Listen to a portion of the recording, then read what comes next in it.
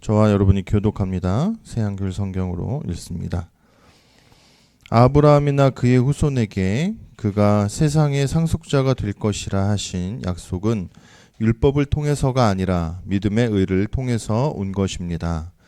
율법에 속한 사람들이 상속자라면 믿음은 허울뿐인 것이 되고 약속은 의미 없어질 테니까요. 율법은 노여움을 불러일으키기 때문에 그렇습니다. 그러나 율법이 없는 곳에는 어길 일도 없습니다. 이런 까닭에 이 약속은 믿음의 기초를 둔 것입니다. 그래야 이것이 은혜가 되고 그 약속은 모든 후손에게 유효하게 됩니다. 율법에 속한 사람뿐만 아니라 아브라함의 믿음을 따르는 사람에게도 말입니다. 아브라함은 우리 모두의 조상입니다. 이것은 성경에 이렇게 적혀 있는 대로입니다. 내가 너를 많은 민족의 조상으로 세웠다. 아브라함은 그가 믿은 하나님 앞에서 정말로 우리 조상입니다. 하나님은 죽은 사람들을 살리시며 없는 것들을 있는 것들처럼 불러내시는 분이십니다. 아브라함은 이런 희망이 안 보이는데도 희망을 품고 믿어서 많은 민족의 조상이 되었습니다. 너의 후손이 이와 같을 것이다 하고 말씀하신 대로입니다. 또한 아브라함은 믿음이 약해지지 않았습니다. 100세 가까이 되어 자기 몸이 사실 이미 죽어 있고 사라의 자궁 또한 죽은 것을 잘 알고 있었는데도 말이지요. 하나님의 약속에 대하여 그는 믿음 없는 의심하지 않았습니다. 오히려 믿음이 강해져서 하나님께 영광을 돌렸습니다. 그는 확신에 차 있었습니다. 하나님은 약속하신 것을 또한 이루어 주실 능력이 있으시다고요. 그래서 또한 하나님이 이를 보시고 그를 의롭다 여겨 주셨습니다라고 하신 것입니다. 그를 의롭다고 여겨 주셨다 하는 말은 다만 아브라함만을 위해서 적혀 있는 것이 아닙니다. 그것은 또한 우리를 위한 것이기도 합니다. 머지않아 의롭다고 여겨지게 될 우리 곧 예수 우리 주님을 죽은 사람들 가운데서 일으켜 살리신 분을 믿는 우리 말입니다. 함께 읽습니다. 예수님은 우리의 범죄 때문에 죽음에 넘겨지셨고 우리를 의롭다고 선언해 주시려고 살아 일어나셨습니다. 아멘. 오늘은 사실은 4장 전체를 가지고 이야기하는 겁니다. 사장은 지금 3장까지의 내용은 로마서 3장까지의 내용은 어떤 것이 있었냐? 믿음으로 의롭다함을 받은 것의 어떤 유익 그리고 그거에 대한 정의들이 내려졌습니다. 4장은 똑같은 이야기를 하는 것처럼 보이는데 아주 중요한 증인 한 명을 불러 세웠습니다. 그러니까 로마서를 우리가 읽고 묵상할 때 이게 굉장히 어떤 법정의 용어들이나 분위기가 법정에 누군가를 세운 것처럼 그렇게 읽어나가게 되는 그러한 분위기가 있거든요. 사실 맞습니다. 그래서 굉장히 법정적이다라고 얘기를 해요. 근데 거기에 증인이 하나 선 겁니다. 율법이 아니라 믿음으로 의롭다함을 받은 한 사람을 지금 아주 강력한 증인으로 세운 겁니다. 그게 누굽니까? 아브라함입니다. 그래서 아브라함의 이야기를 4장 전체를 통해서 사실 다루고 있습니다. 하지만 저희가 다 읽기가 너무 힘들어서 반 정도를 잘라서 읽은 것이죠. 그래서 오늘은 아브라함에 대한 이야기를 통해서 우리가 믿음을 갖는다라는 거, 믿음으로 산다는 건 무엇인지에 대해서 잠깐 나눠볼까 합니다. 제가 육아휴직을 시작했는데 육아휴직을 하기 전에 저는 그 회사에서 한 선생님과 대화를 많이 나눌 수 있는 시간이 있었습니다. 제가 자동차를 운전해서 캠페이너 선생님들과 함께 왔다 갔다 동행을 하다 보니 이야기하려면 참으로 이야기할 시간이 많습니다. 그 선생님께서는 최근에 집에 아주 가까운 곳에 아주 좋은 교회가 있어서 그 교회를 출석하기 시작하셨습니다. 그래서 그 앞에 일하는 그 회사에서 만난 한 사람이 목사라고 하니 많은 것들을 물어보시게 되었고, 저도 또 많은 신앙적인 이야기들을 전해드릴 수 있었습니다.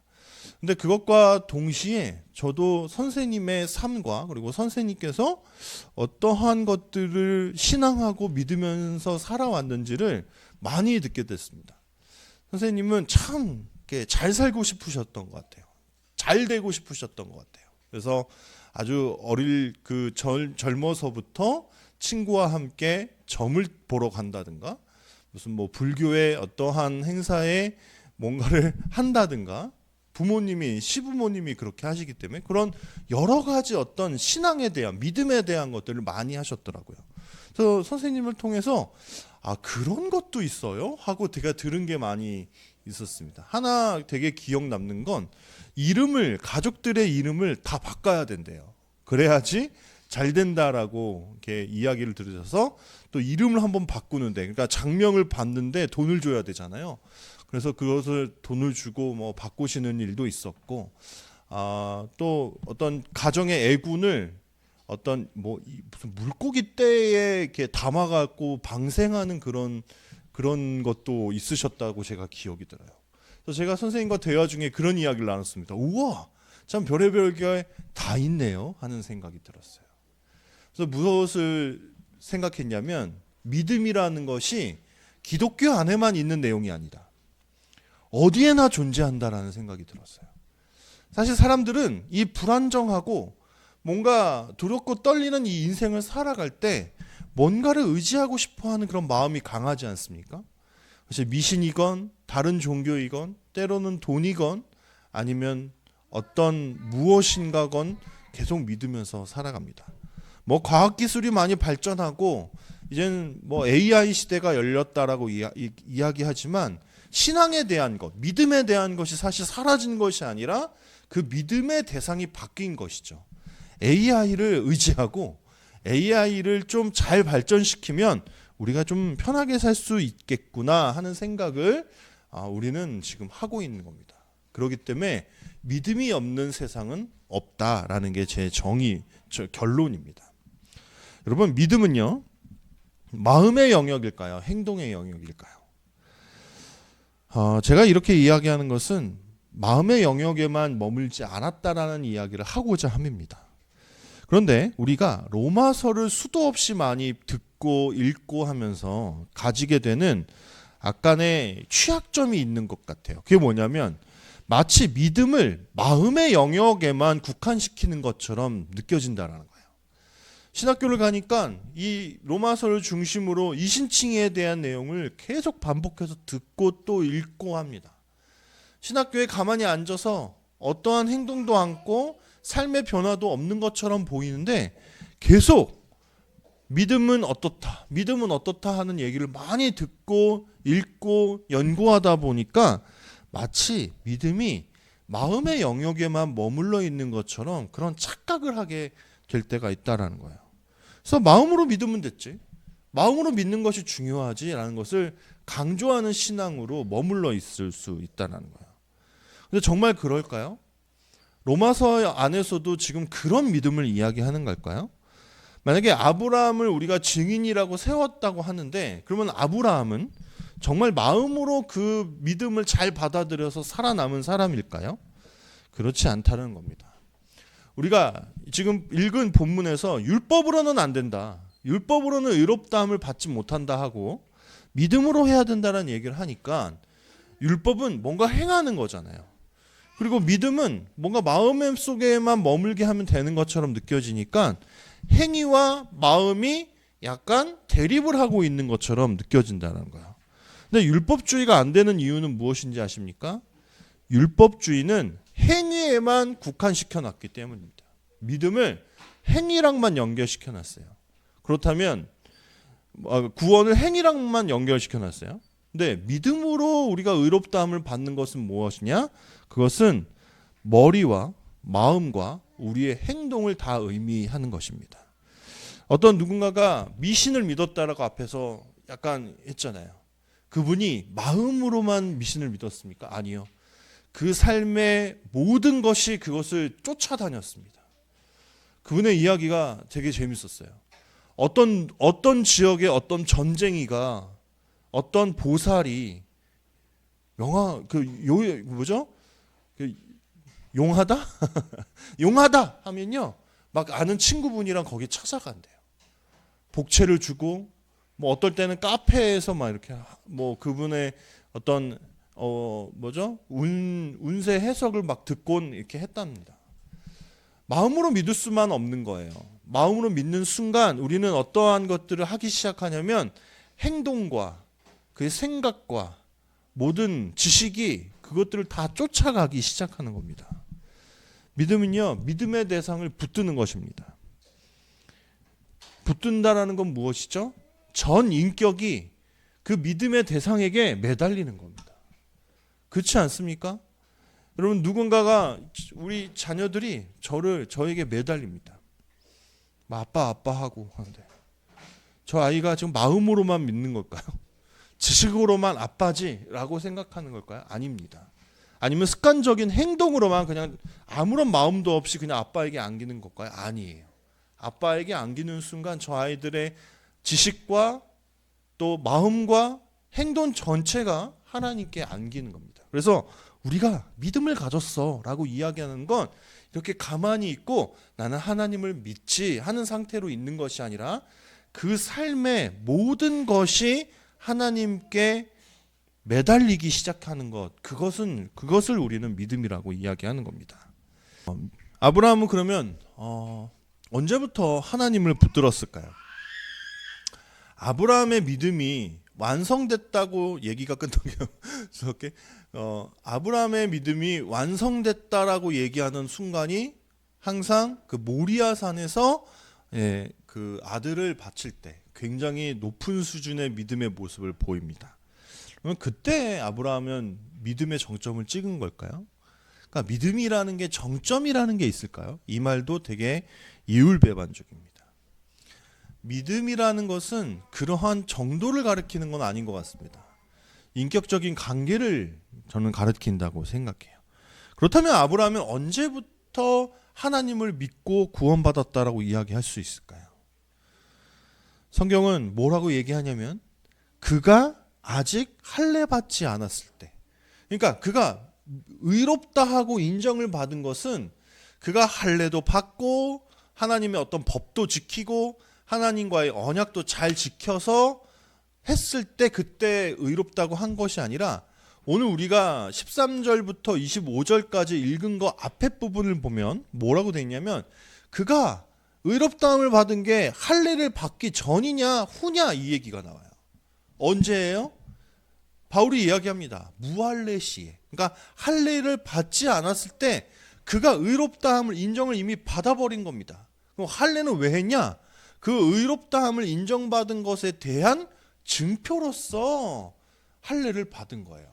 그러니까 그는 이미 무할례시고 아직 그가 인격적으로나 신앙적으로나 굉장히 뛰어난 상태는 아니지만 하나님을 믿고 의지하고 그의 전 인격을 맡기기 시작했을 때부터 그는 의롭다함을 받은 사람이었다라는 거예요.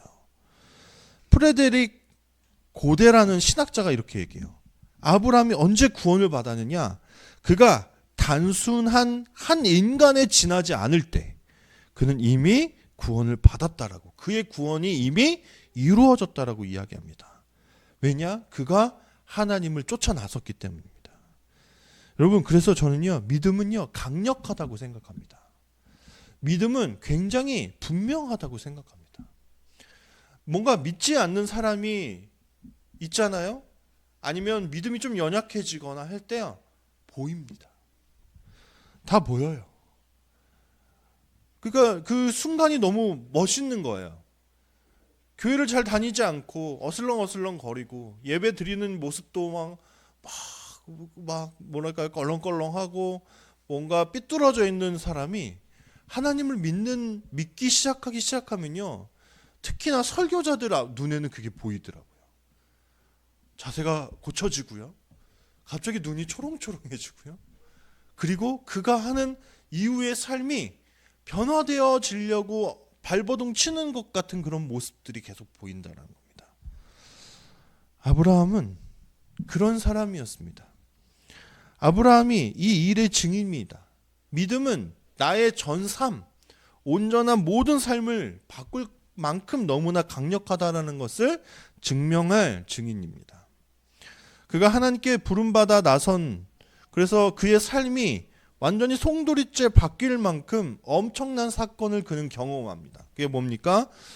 구원을 받아 하나님의 자녀가 된 겁니다. 우연의 일치거나 어쩌다가 당첨된 복권 정도가 아닙니다. 우리는 우연히 누군가를 만난 것처럼 보이고 어쩌다가 그가 어느 시간 동안에 내 곁에 있었기 때문에 나를 좀 하나님께 강력하게 하나님께로 인도한 것처럼 보인다 할지라도 아니요, 그것은 하나도 우연이 없고 되게 어쩌다가 된 것이 아무것도 하나도 없다라는 겁니다. 태초부터 하나님께서 계획하셨고 하나님께서 계획하신 어떤 쯤에 아브라함의 나이가 한 70세쯤 됐을 때 그의 고향 갈대아 우르에서부터 시작된 것입니다. 그는요, 잘 아시다시피 우상 만드는 사람의 아들이었습니다. 그의 아빠 데라는 우상을 만들던 사람입니다. 아마 그 고대 근동 지방에 많은 신들이 있잖아요. 다 다신교잖아요. 별의별 게 다 신이 다 모두 신이잖아요. 그러니까 아마 그것들의 가상한 어떤 모습이나 그런 어떤 표식이나 이런 것들을 새겨서 그것으로 그 당시에 많은 사람들은 수호신 개념으로 삼았을 것이고 그것을 우상 어떤 그 조각으로 만들어서 파는 일을 하는 사람이었던 겁니다. 그런데 그렇게 많은 우상들이 즐비한 도시, 그러한 문화, 그런 세상에서 사는데도 아브라함은 한 번도 그 신들이 자신을 부르는 그 음성을 들은 적이 없습니다. 왜냐? 그들은 다 죽은 신들이기 때문입니다. 인격적으로 그를 불러주는 그러한 신은 없었다라는 거예요. 그런데요, 그 음성이, 그 부름이 되게 무리합니다. 무리한 요구입니다. 여러분, 만약에 지금 여기 계신 여러분들에게 제가 우리 모든 삶을 다 옮겨서 저 몽골 땅에 가서 교회를 새로 시작합시다. 무조건 다 가셔야 됩니다. 이러면 여러분은 어떨까요? 일단 가장 먼저 저희 가족이 반발할지 모릅니다. 아니, 다니던 유치원은 어떡하고요? 갑자기 다니던 회사는 어떡하고요? 거기 가서 뭐 먹고 살 건데요? 어떡할 건데요? 벌써 이러지 않겠습니까? 여러분, 여기에 있는 청년들도 저 이제 막 취직한 지 얼마 안 됐어요. 저 몽골어도 할 줄 몰라요 하면서 아마 여러분들 모두가 반발하지 않겠습니까? 만약에 근데 갑자기 제가 우리 이젠 몽골로 교회를 옮겨서 거기서 교회를 다시 시작합시다 이러면 따라오실 분들이 있나요? 조윤님 갈 건가요?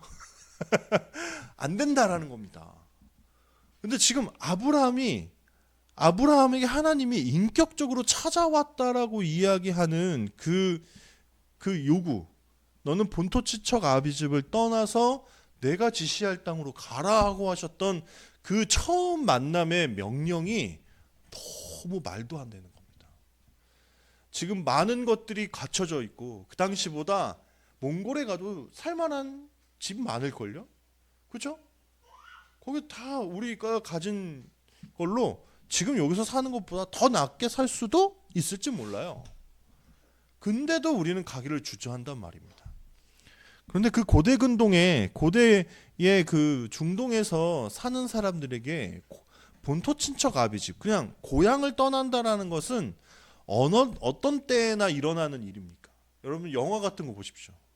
주인공이 왜 갑자기 사막을 걷고 왜 광야를 도망자의 신세가 돼서 막 이렇게 가고 있습니까? 그의 나라가, 그의 왕국이 어떤 다른 왕국이나 다른 부족으로부터 심하게 잔멸당했을 때 그런 일이 일어납니다. 그러니까 더 이상 갈대 우르라는 지역, 그 도시가 아브라함을 지켜줄 수가 없고 그의 가족은 다 죽임을 당하거나 완전히 폭삭망해서 더 이상 거기에서 사는 것이 의미 없어질 때에나 그들은 본토 지척 아비집을 떠나서 다른 지역으로 갈 겁니다. 그런데 갈대 우르는 건사해요. 너무 괜찮은 도시예요. 그 당시. 그 당시에 사는 그 당시에 그 유적을 막 파서 연구하는 사람들은요, 아, 고대의 우르라는 도시가 이랬어 하고 깜짝 놀랄 정도로 발전했다고 이야기해요.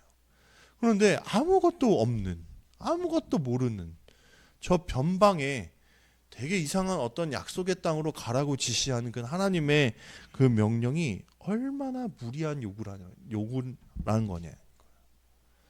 그런데 아브라함이 떠날 수 있는 것은 무엇입니까?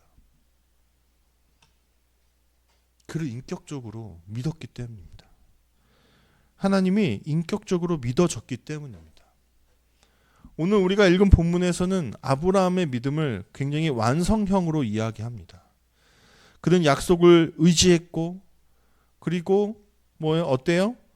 그것을 의심하지 않았다. 20절에 약속에 대하여 그는 믿음 없이 의심하지 않았다.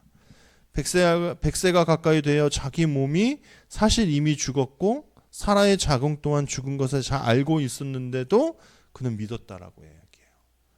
이거는 결론적인 정의입니다. 그러니까 어떤 과정들을 일단 조금 뒤로 하고 최종적으로 그가 하나님의 약속을 믿었는지 안 믿었는지를 평가하는 말이에요. 창세기로 돌아가 보십시오. 그랬습니까? 아니요. 아브라함은요, 수도 없이 넘어지기도 하고 또 실패하기도 했습니다. 자기 아내를 이집트 사람들에게 넘기려고 했던 적도 있어요. 다른 지역에 갔을 때도 자기가 위협받을까 봐 자기 아내를 누이라고 막 얘기하고, 누이이기는 하지만 그 당시에는 그렇게도 결혼을 했으니까요 하고 넘기려고 하는 모습들도 있었고, 계속해서 아들이 없자 내 여종에게서 그러면은 아들을 낳으라는 얘기인가요? 하면서 이런 이상한 행동도 하고, 아브라함은 수도 없이 많이 흔들렸습니다. 아마 그의 머리가 따라오지 않았을 수 있어요. 어쨌든 처음에는 인격적으로 자기를 인도하시는 하나님의 그 음성을 듣고 따라 나섰지만, 막 아버지가 죽고 하자 잠깐 어느 지역에는 좀 머물러 있었다 다시 떠나는 일도 있었고, 그는 계속 주춤하고 왔다 갔다 했습니다. 하지만 그가 어떻게 살았는지, 어떻게 그의 삶을 믿음으로 이루고 완성했는지는 성경이 기록하고 있습니다. 흔들렸지만 그래도 그는 굳건히 하나님을 붙잡았다는 겁니다. 그래서 우리가 지금 오늘 로마서를 읽을 때 약간 완성형으로 믿음을 얘기할 수 있겠지만은, 저는 조금은 로마서의 내용을 조금 벗어나는 것처럼 보이더라도 믿음이 완성형이기만은 하지 않다라는 것을 말해주고 싶었습니다. 제가 최근에 가장 마음에 와닿던 말이 하나가 있습니다. 그것은 이석훈이라는 가수가 진행하는 프로그램에 홍수아라는 무역회사 프리랜서 그리고 작곡가를 꿈꾸고 있는 한 여성분이 나왔는데요. 그가 이석훈 씨와 대화를 나누는 중에 이야기한 것 때문입니다. 그 말은 저는 처음 들어봤는데 굉장히 많이 여러 사람들이 이야기하는 말이긴 하더라고요. 그게 뭐냐? 이 프리랜서인 이 무역회사 프리랜서 이 분이, 홍수아라는 분이, 저를 지금까지 버티게 해준 말은 사실 이거였다고 하면서 소개한 말 때문입니다. 그게 뭐냐? 헤맨 만큼 내 땅이다. 아브라함이 우르에서부터 나와서 약속의 땅으로 가기까지, 그리고 그의 믿음의 여정에서 헤맨 시간이 없었느냐? 없지 않았다라는 거예요. 있었지만 그러한 모든 과정들은 하나님 앞에 좀 믿음이 강해지고 또 굳건해지고 더욱더 하나님을 붙잡는 그러한 계기가 되었다라는 겁니다. 함께 걷는 교회도, 그리고 저의 사역도 사실은 좀 헤매고 있는지도 모릅니다. 그래서 저는 그 헤매는 모습이 우리 함께 걷는 교회가 뭔가 딱 가닥을 잡고 가지 못하고 있는 것처럼 보이는 모습이 좀 싫고 부끄럽고, 그래서 때로는 더 속상할 때가 있는지도 모르겠어요. 하지만요, 하나님은 우리를 부르시고 우리를 선택하시고 우리와 함께 걸어가시는 분입니다. 우리는 언제 하나님을 믿었습니까? 우리의 믿음의 여정은 언제 시작됐습니까? 어떤 완성형을 달려가는 것을 우리는 믿음이다라고 얘기하는 것이 아니라 지금 우리의 삶의 여정 가운데 우리가 하나님과 함께 하고 있다면 그것은 우리가 믿음의 삶을 살고 있다라고 이야기할 수 있다라는 겁니다. 우리가 믿음으로 의롭다함을 받습니다. 우리가 믿었기 때문에 하나님의 자녀, 의로운 자녀가 될 수 있는 것입니다. 그것이 무엇으로 이루어졌습니까? 우리의 첫 걸음에 우리를 불러주시고 우리와 함께 하시고자 우리의 이름을 입 밖으로 꺼내서 불러주신 그 하나님의 그 음성 때문입니다. 그리고 순간순간 우리와 동행하시는 하나님 때문입니다. 하나님 때문에 우리는 의롭다함을 받을 수 있습니다. 하나님이 함께 계시면 우리는 굳건히 그 믿음의 여정을 잘 살아낼 수 있을 것입니다. 아브라함의 이야기가 우리에게 완성형으로 들려지듯이 우리도 그 하나님의 나라의 이야기에 완성된 이름으로 기록되기를 저는 간절히 바랍니다. 잠시 주춤하나 넘어지지 않는다고 하였습니다. 고린도전서에는 이런 구절이 있습니다. 하나님께서 우리에게 시험을 주시는데 피할 수 있는, 능히 견딜 수 있는 시험을 주신다고 하셨고, 그리고 정말 넘어질 때쯤에 또 피할 길을 주시는 하나님이시라고 하였습니다. 그 하나님을 믿고 의지했으면 좋겠습니다. 그 하나님과 함께 발맞추어 걸어가는 우리가 되기를 소원합니다. 아브라함이 그러했던 것처럼 말입니다. 우리 이 시간 함께 찬양했으면 좋겠어요.